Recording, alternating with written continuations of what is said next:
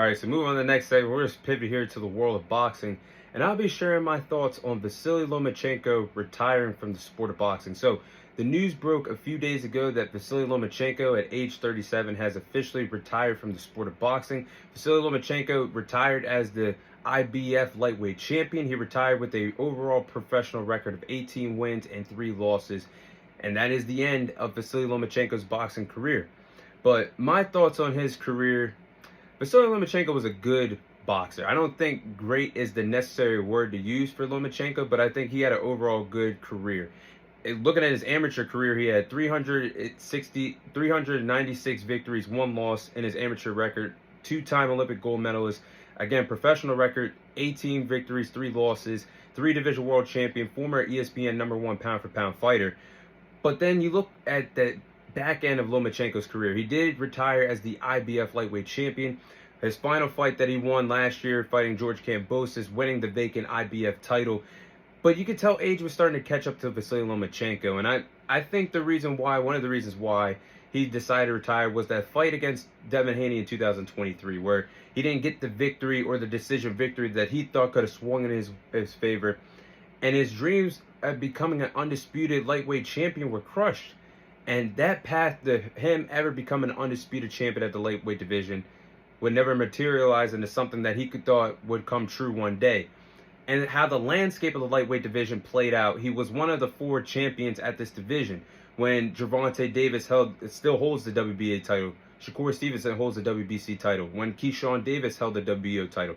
It just seemed in this type of landscape in the lightweight division, in my opinion, I don't think this version of Vasiliy Lomachenko could have beat any of the 3 fighters that I mentioned in world title fights.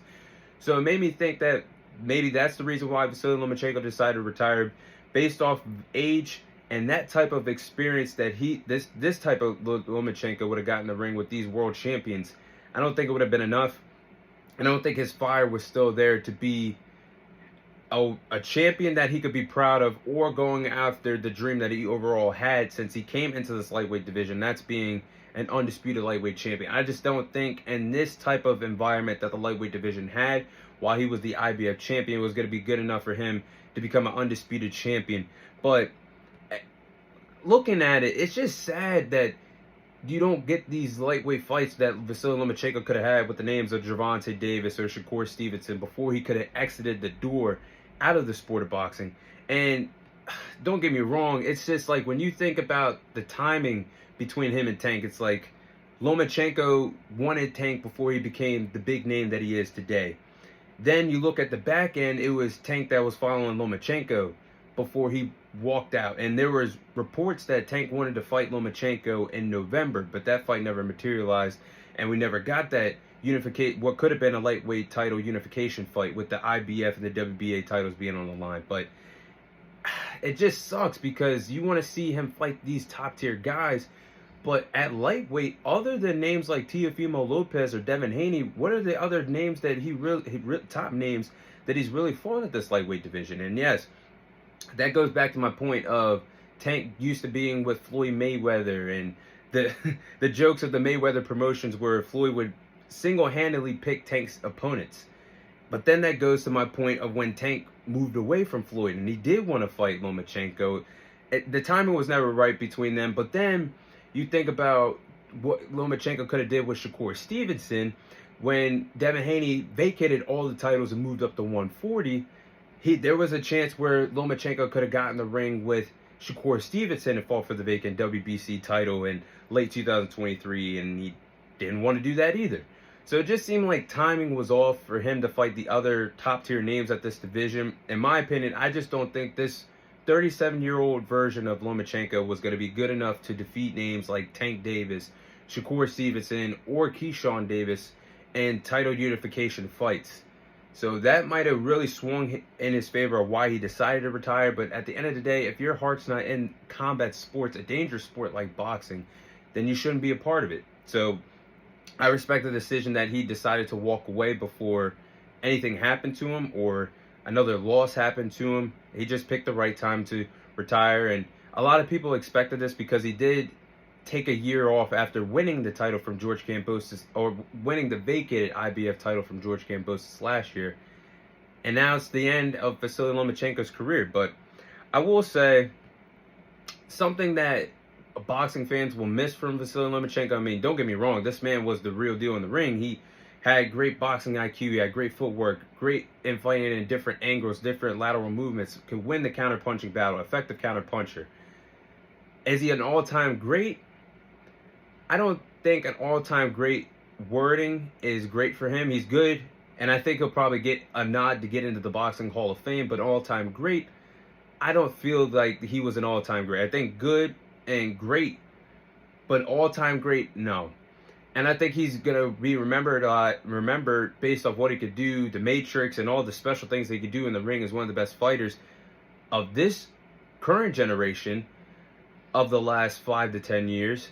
And once upon a time, he was remembered as a top 5, top 3, top 1, or ranked number 1, like I just said, actually, a former ESPN pound-for-pound fighter. But you look at his losses, his 3 losses that he had in his career. Orlando Salado, that loss to me just, I don't like that on the resume. Teofimo Lopez, that fight, if you actually look back at it in late 2020, Teofimo Lopez had his way on Vasiliy Lomachenko and dominated him in the championship rounds, where Lomachenko started off slow in the fight but tried to make the adjustments, but it was too late. Then you could say the same thing with the Devin Haney fight. I rewatched that. And I will say, after rewatching it, the first time I watched it, I would say I had it 7-5 in favor of Devin Haney. But then when you go back and rewatch it, I had scored it 7-5 in favor of Vasiliy Lomachenko. So a robbery is there to discuss about that fight. But if he started off faster, then maybe the judges would have gave Lomachenko the majority decision victory, rather than them giving the victory to Devin Haney that night. So when I take that into consideration, it just makes me think, when Lomachenko did have 2 shots at becoming an undisputed lightweight champion, 2 out of 3 losses in the biggest fights of your career, he couldn't get the job done. So I get it. The amateurs is great. The 396 victories and 1 loss in amateur fighting is great. 2-time Olympic gold medalist is great. But this pro record of 18-3 and only 21 professional fights, that doesn't scream all-time great to me. I would say, again, a good and great career, and he's going to be remembered as one of the best fighters of this generation over the last 5 to 10 years. All-time great, no, but I do believe he will get the nod to enter the Boxing Hall of Fame career when it's all said and done. But it's crazy. If you actually look at the landscape of this lightweight division, it is dramatically shifted in the last few days, because now Vasiliy Lomachenko has retired and no longer holds the IBF title. They might have somebody that fights for Top Rank. I can't remember his name off the top of my head. I think he's an undefeated prospect that was the interim IBF champion. They might have elevated him to be the IBF champion. Keyshawn Davis was just stripped of his WBO title after missing weight by over 4 pounds, and he looks like he's going to move up to 140. Now the only big-time names at this division that are considered box office or have household names to them are Gervonta Davis, Shakur Stevenson. Now this division feels more shallow than ever in recent years, when once upon a time this was one of the hottest divisions in boxing, and now it's just like the big names are moving up in weight class, and like Lomachenko was a beloved boxer by a lot of boxing fans, just retired. Now it's just like the landscape of the lightweight division has dramatically changed, and we need that Gervonta Davis versus Shakur Stevenson fight more than ever at this lightweight division. If both of them can handle business this summer, of Shakur defeating William Cepeda and Tank defeating Lamont Roach in the rematch, things are changing at 135. But those are my overall thoughts on Vasiliy Lomachenko retiring from the sport of boxing.